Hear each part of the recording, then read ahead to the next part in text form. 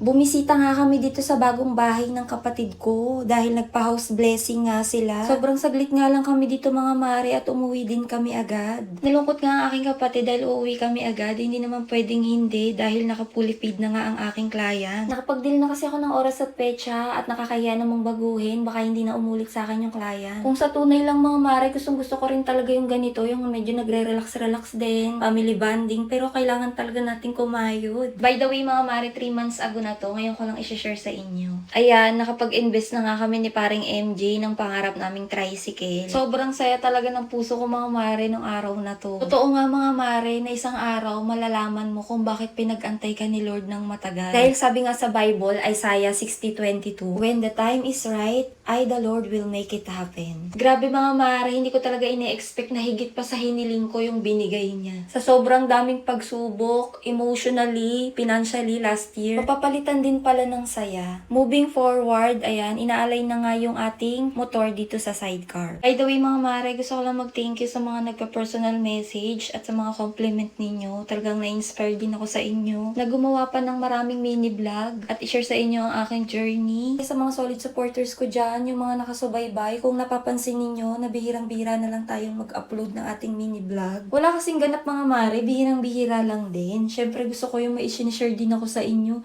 Hindi yung puro ASMR lang, nakakaumay din yun. Sana nga mga mare magkaroon ng maraming ganap, no? Para marami din akong i-share.